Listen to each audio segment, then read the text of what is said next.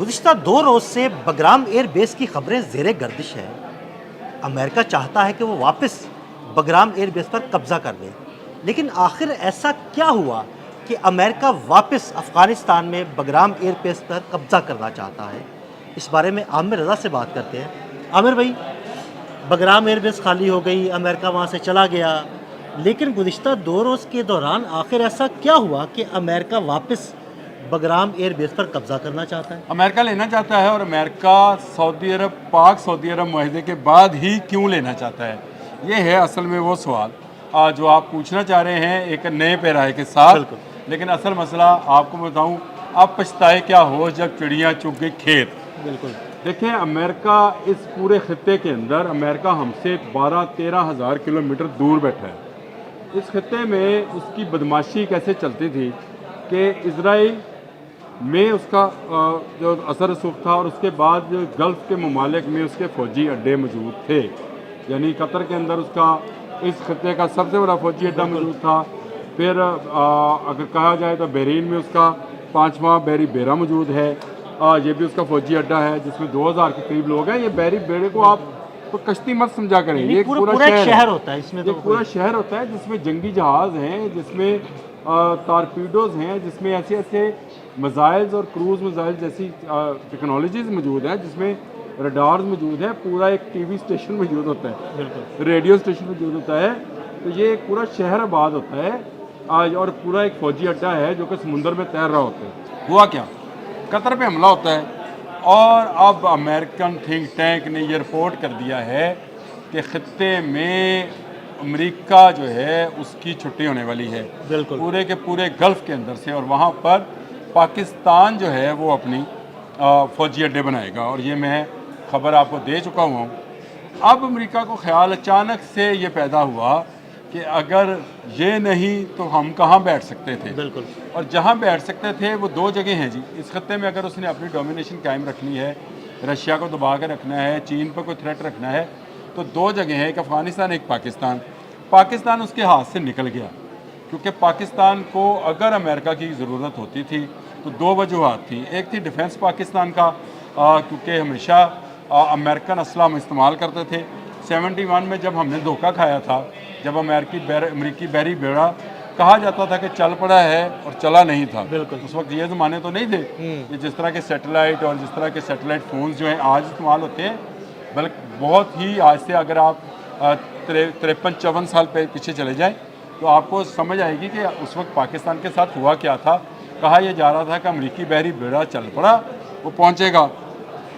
اب پاکستان تو کوئی فوجی اڈا دینے کو تیار نہیں ہے، گلف سے یہ نکل جائیں گے تو پھر یہ یہاں کہاں پر اپنا اڈا بنائیں گے؟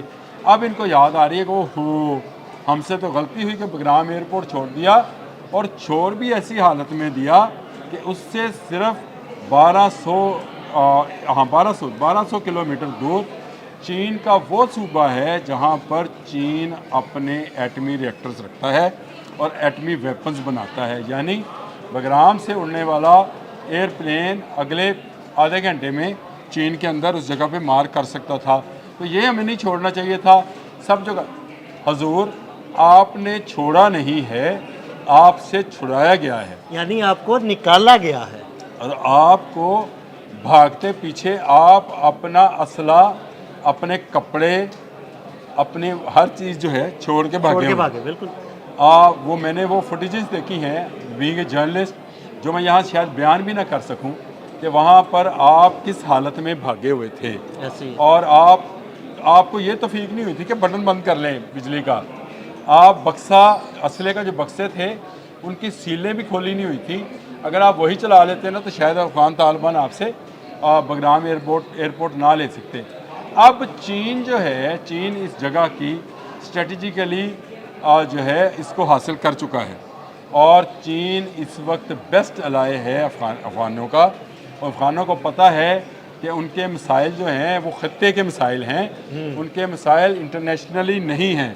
انہوں نے سروائیو کرنا ہے، انہوں نے اپنا ملک چلانا ہے۔ اب پاکستان سے بھی طالبان کو واپس طالبان کو کیا، افغانیوں کو واپس بھیجا جا رہا ہے، جن کی عبادت کاری ایک بڑا مسئلہ ہے، اور اس میں جو ہیلپ آؤٹ کرنے والے ہیں وہ چائنیز ہیں۔ یاد رکھیے گا یہ بات، اور چائنا اب بگرام ایئرپورٹ پر دوبارہ امریکنز کا تسلط جو ہے کبھی قائم نہیں ہونے دے گا۔ یہ ایک بڑی جیو پولیٹیکل غلطی ہوگی امریکہ سے اگر امریکہ دوبارہ سے افغانستان میں انویڈ کرنے کی کوشش کرتا ہے۔ پہلے بھی جو اس کی انویڈ تھی وہ رشیا کے بعد تھی، یاد رکھیے گا، رشیا کے بعد افغانوں کو ایک ایسا ملک چاہیے تھا جو ان کے مالی اور دفاعی معاملات کو دیکھ سکے، اس لیے انہوں نے امریکنز کو آنے کی اجازت دی اور امریکنز نے آہستہ آہستہ وہ کہندے اگلے ہے نا اس تے گھر والی بن بیٹھے۔ یہ وہ لوگ تھے، پنجابی دی کہاوت ہے جس سمجھ میں لیا تھا، یہ وہ لوگ تھے جن کو لایا اس لیے گیا تھا کہ یہ افغانوں کی بات کاری اور وہاں پہ عوام کی حکومت بنائیں گے۔ یہ اپنی حکومت بنانے کے چکر میں پڑ گئے اور پھر ایسی کٹ پتلی کو انہوں نے وہاں پہ بنایا کہ تنگ آ کر طالبان کو، اور تنگ آمد جنگ آمد وہی بات ہے، طالبان کو نکالنا پڑا، نکال دیا۔ آپ جوتیاں چھوڑ کے بھاگے ہوئے لوگ ہیں اور اب آپ کو خواب آ رہا ہے، اب آپ کو خیال آ رہا ہے کہ پاکستان اور سعودی عرب کا اتحاد ہو گیا، دفاعی معاہدہ ہو گیا۔ اگر قطر، بحرین، عمان، کویت، عراق، ایران یہ بھی پاکستان کے ساتھ آ جاتے ہیں تو ایک رات میں گلف کے وہ ممالک جن کو ہم یہ سمجھتے ہیں کہ یہ اپنا دفاع نہیں کر سکتے ہیں، ایٹمی قوت کے حامل ہو جائیں گے۔ تو اس کے بعد اسرائیل کو بچانے کے لیے کوئی ایک ایئر بیس تو ہمارے پاس ہو، چین کو تھریٹن کرنے کے لیے کوئی ایک جگہ تو موجود ہو، اور وہ جگہ ہاتھ سے نکلتے ہوئے دیکھ کر اب ان کو بگرام ایئرپورٹ یاد آ رہا ہے۔ اب ان کو ابھی اس معاہدے کے بعد نانی یاد آنی ہے، انشاءاللہ نانی یاد آئے گی ان لوگوں کو، کیونکہ اسرائیل نو مور، میں آپ کو ابھی بتا رہا ہوں۔ اور یہ جو بات ہے یہ اسلامی ممالک سمجھ گئے ہیں، اسی لیے تو اس وقت پاکستان کی اگر دیکھا جائے اسٹریٹجیکلی حکومت جو ہے پورے خطے پر قائم ہو چکی ہے۔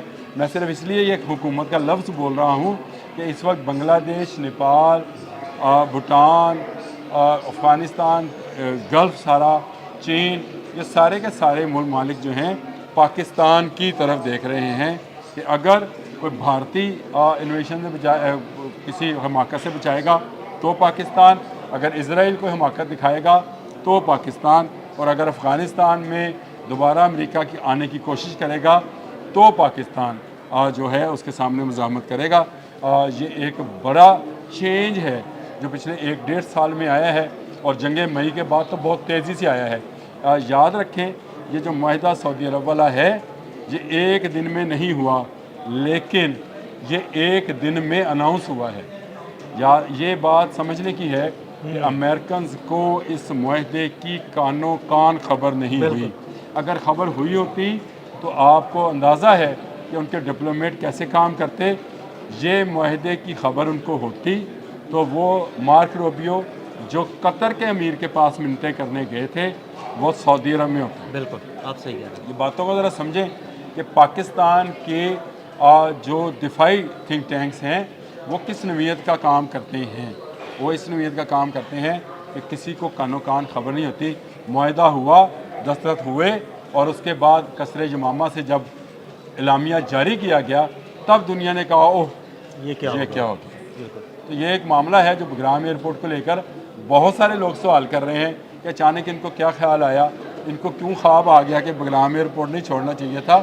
تو یہ آپ پچھتا رہے ہیں۔ تو میں نے آپ سے کہا کہ چڑیاں چگ گئی کھیت بھائی، وہ جو کھیت جہاں پر سے آپ بہت زیادہ فصلیں کاٹ چکے ہیں، بہت زیادہ دینار، ریال، درہم دینار ریال، چلو جو بھی چیز لے کما چکے ہیں، وہ دکان آپ کی بند ہونے جا رہی ہے، اور آپ کی جو تجاوزات ہیں جو کہ اس کو اگر آپ کہیں تو نجائز اولاد ہے، اس کا بھی بوریا بستر بہت جلد گول ہونے والا ہے۔